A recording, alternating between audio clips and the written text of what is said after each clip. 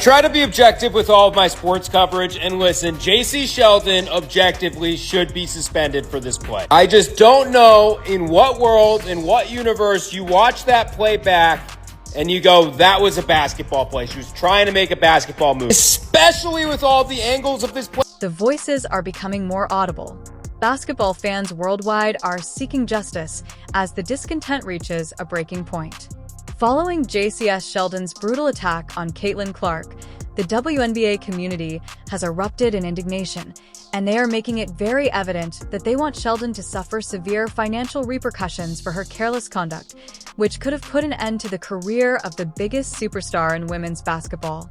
Sheldon was clearly targeting Caitlin Clark most of this game, and that is, that comes from a function of, she guarded her in one-on-one situations a lot up the court, and then rolled into a lot of doubles in the half court, but there was talking and chirping all game, and for me, it was punctuated by Caitlin Clark's final play before she came out of the game, where she stares Jacy Sheldon down, she essentially demonstrates, she's like, if you poke me in my eye, I will shoot it in yours. And she crosses her, finds the favorite spot, free throw line extended from the logo area, big fuck you 3 to Jacy Sheldon, yells at the Connecticut bench, yells at the crowd. Her and Jacy Sheldon come back together. Caitlin fires up the audience, basically tells Jacy Sheldon, you are a bum. Fans are begging the WNBA to fine Sheldon a hefty sum in order to finally send a message, and the attitude is catching on like wildfire on social media and in sports forums everywhere. The league must at least impose such a harsh financial penalty that potential assailants will reconsider targeting Clark if they are unwilling to safeguard their golden goose through appropriate officiating. Every time Caitlin Clark takes the court, her opponents act like they've been booked for a main event brawl. The WNBA is doing nothing about it.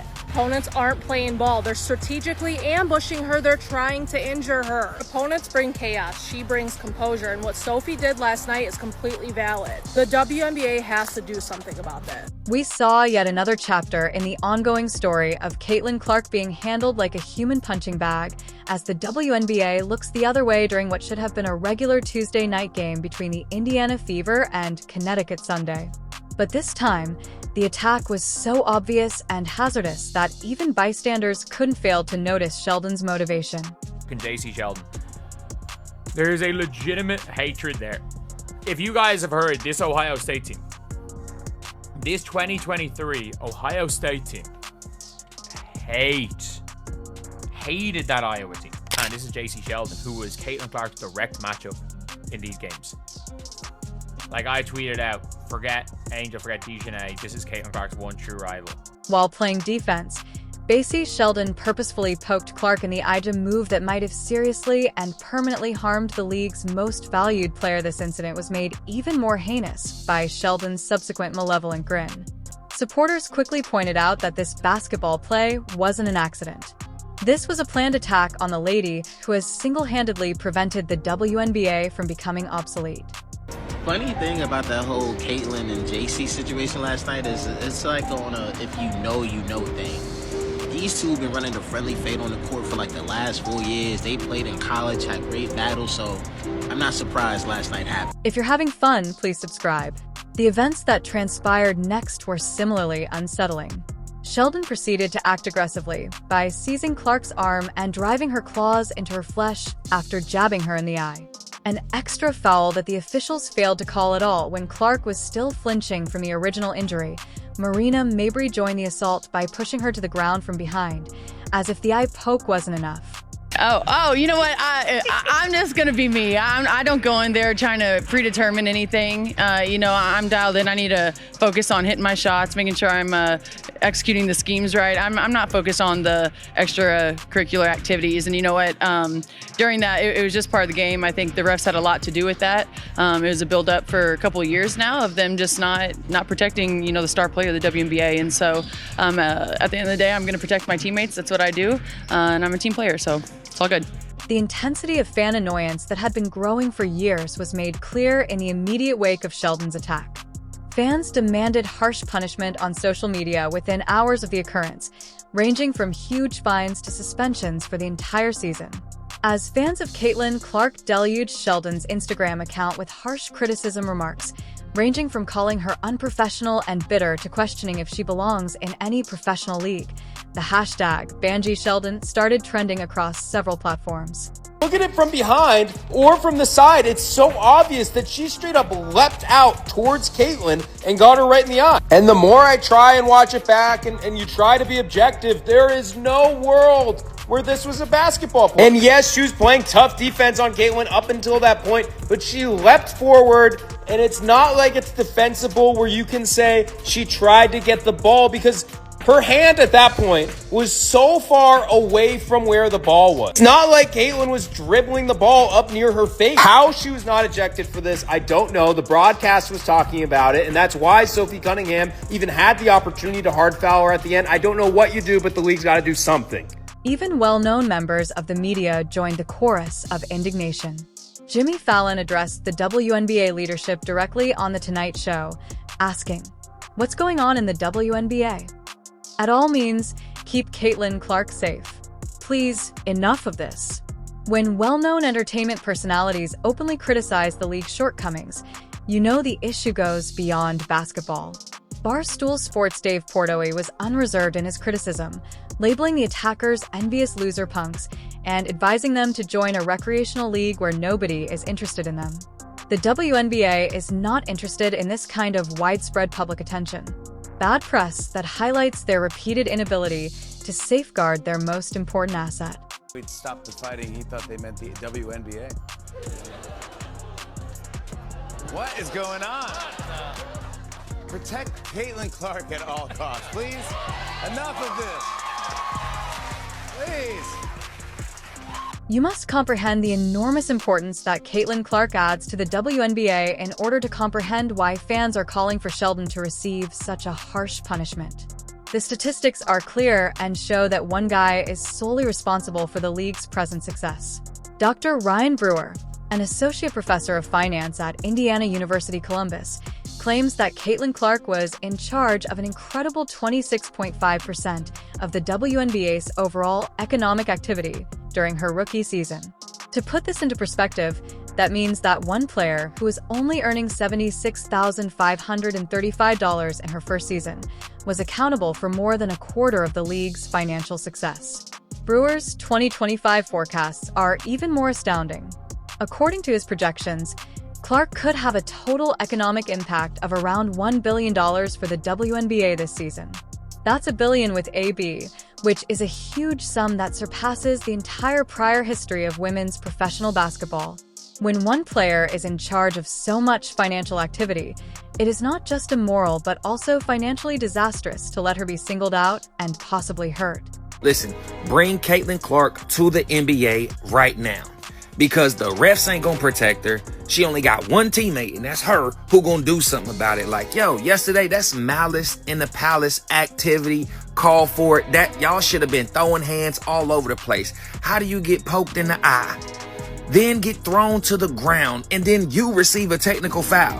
And don't none of your teammates want to step up, fight, squabble, none of that. They just looking like, yo, it's been, we know that y'all been targeting Caitlin Clark now. Now, I'm even watching. I'm like, hold on, what? Like, how are y'all letting this happen? How are y'all not protecting this girl?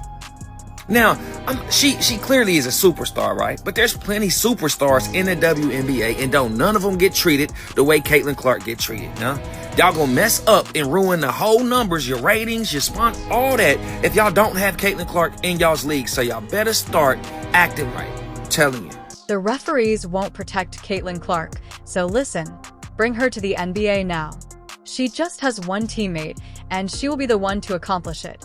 The WNBA has responded to the Sheldon attack in a very pitiful manner. Sheldon was given a flagrant 1 foul, which entails a $2,000 automatic fine. A $400 fine was imposed when Marina Maber's technical fault was elevated to a flagrant 2. That's less money than most people spend on a great dinner. To put these penalties into perspective, Sophie Cunningham, who at last stepped up to protect Clark, was given 2 flagrant fouls during the game in addition to an additional, unannounced sanction from the league. The message is unambiguous. Defend Caitlin Clark and incur numerous penalties, but attack her and pay $200. The system is completely backwards. Supporters are not only angry about the insufficient penalty, they are actively banding together to call for reform. Hundreds of signatures have been gathered in a matter of days for several petitions that demand harsher punishment. Everyone agrees. For the seriousness of the offense, the current fine structure is wholly inadequate. Campaigns on social media have emerged with particular needs. Supporters are demanding tens of thousands of dollars in fines, claiming that anything less than a month's pay is insufficient to serve as a true deterrence. Some are even requesting that Caitlin Clark receive a percentage of any fine directly in exchange for the harassment she has faced. This has been a very contentious 12 hours since the game. A lot of people on ESPN saying ridiculous things, like Monica McNutt saying she had no problem with Marina Mabry's foul. And I look at that in comparison to the Sophie Cunningham foul, which I have seen people say has no place in the league, unsportsmanlike, when that actually is a lot more sportsmanlike than the Marina Mabry one. Marina Mabry was completely disconnected from the play, had nothing to do with it. There was no play even going on when Marina Mabry did that. The reasoning makes sense from a safety and financial standpoint. Had Clark's vision been seriously impaired by Jacy Sheldon's eye poke, the WNBA might have lost hundreds of millions of dollars in income. The WNBA's strategy to safeguard Caitlin Clark is completely nonsensical from a financial standpoint. The largest phenomenon in the history of women's sports is about to happen. A player who has revolutionized their attendance, statistics, television ratings, and souvenir sales, yet they're allowing her to be systematically targeted by players with grudges and agendas when she performs. Television ratings triple and teams are unable to sell seats. Without her, the wise corporate decision would be to guarantee her safety and prosperity by imposing harsh financial penalties on anyone who target her, as entire cities rearrange their venues to accommodate the audiences she attracts. Think about this. Clark's presence was largely responsible for the Indiana Fever's franchise valuation increasing from $90 million zero to $340 million zero in just 1 year. That is a value boost of $4 billion that can be attributed to just one participant. A $2,000 fine for attacking that player is not only insufficient, but also fiscally reckless when that magnitude of financial effect is involved. You having Caitlin Clark is a once-in-a-generation talent. She was massively successful in college, and that's transcended into the WNBA, where she's leaps and bounds above pretty much most every player there. You're allowing her to get beaten up on the regular during games, flagrant fouls, people trying to take her eye out. That's happened a couple different times last year and this year. And you're not protecting. Beyond just locating, supporters of Sheldon are increasingly claiming that Caitlin Clark should receive direct payment for the mistreatment she has experienced. The reasoning is simple.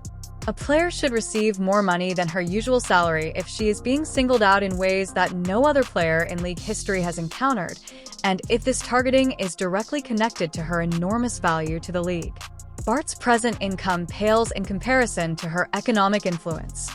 She is earning $78,000 this season while contributing almost $1 billion in revenue to the league. That is a return on investment that would make any corporate leader smile. However, the league permits unpunished attacks on their golden goose. A protection bonus scheme, as suggested by some supporters, would require any player who flagrantly fouls Clark to give her a portion of their compensation. Others contend that Clark should receive extra payment from the league for his persistent treatment, which goes well beyond typical basketball competition. Considering Clark's unparalleled influence on the WNBA's financial performance, it would be reasonable and practical from a financial standpoint to design a system of protection and compensation just for her. One could argue she is an A-level star, and they don't even have B and C-level stars. From A, it drops to D. She is the entire league.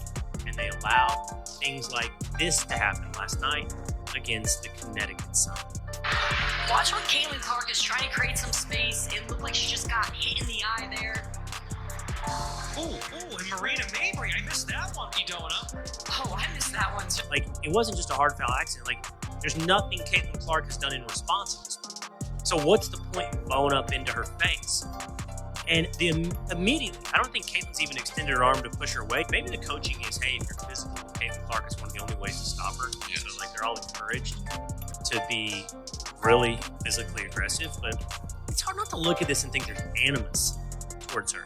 You got to protect Caitlin Clark. She is the WNBA. The WNBA's excellent structure would look very different if they were serious about safeguarding their billion-dollar investment. Players could pay $200 in fines out of their petty funds, but real penalties would require a sizable portion of their yearly salaries. Players like Sheldon would be penalized at least $25,000 as a true deterrent for purposefully aiming for Clark's eyes or other weak spots. Given the circumstances, that would amount to about 10% of a normal WNBA salary, making it an extremely harsh punishment that would cause players to reconsider launching similar attacks against repeat offenders or very heinous ones. Fans are demanding automatic multi-game suspensions and fines of at least $50,000. The message must be unambiguous. You honor and defend the players who have contributed to the WNBA's financial stability if you wish to play in the league. Supporters want for Clark to get greater fines, in part, to recompense her for her extraordinary targeting and to punish aggressors. Caitlin Clark is non-disrespectable. That's not even a word, but I'm going to just use it for the point of my video. You cannot disrespect the nucleus of women's basketball and act like it's not going to be a problem, man. Oh, Caitlin Clark could do this, but other people can't. You goddamn right. Because she's the center of women's basketball. We've said this a million times. Clark changed the game. She is the nucleus, the center, the black hole. Everything revolves around Clark with women's basketball, man. Because of her The frequent inability of WNBA officials to adequately safeguard Clark during games is one factor contributing to the fan outcry. Fans contend that if referees fail to perform their duties during games, the league must administer post-game sanctions so harsh that they make up for the absence of in-game protection. Frequently, flagrant attacks are reduced to common fouls and Clark is punished for defending herself. When officials permit Clark to be prodded in the eyes, grabbed, scratched, and shoved without the proper repercussions, the league management must intervene with meaningful financial penalties. In essence, the current system penalizes people who defend Clark while rewarding violent behavior toward her. Attacking the league's top star is accepted in this setting due to the reverse incentive system, whereas defending her leads to ejections and fines. Caitlin Clark is the golden goose. Every game she is dropping golden eggs. And they are trying to strangle the golden goose to death. There's jealousy, there is hate. Everyone in the league seems to hate the fact that Caitlin Clark is making the league relevant. If I were advising Caitlin Clark, I would say start your own pro basketball league for women. I don't know why she benefits from the WNBA at all. She could go out, she is the draw for women's basketball, and set up her own league. She might even be able to own the majority of the league. She could probably become a billionaire. Set it up with far fewer teams. You play far fewer games. Heck, they did it with Live Golf. I think the audience would follow Caitlin Clark wherever she goes. Caitlin Clark's career is in jeopardy because the WNBA is failing to protect her, and permitting unbridled aggressiveness against her will further intensify the threat of serious damage. Clark's enormous importance and her supporters' commitment are recognized by fans outside of the league. International leagues, particularly in Europe, might provide her with better protection, respect, and pay if the WNBA keeps undermining its best stars, possibly pulling her away to a setting that cherishes her. This dilemma can be resolved easily, but first the WNBA must accept the truth of their predicament. Caitlin Clark isn't your average athlete. She serves as the league's main source of revenue. It's not merely morally right to protect her. It should take precedence over all other factors since it is a business need. JCSA minimum fine of $25,000 should be imposed for Sheldon's assault on Clark, with a sizable amount going directly to Clark as reparation. This would make it quite evident that pursuing the league's top player has serious financial repercussions. Sheldon should also be suspended for multiple games to emphasize that such conduct will not be accepted.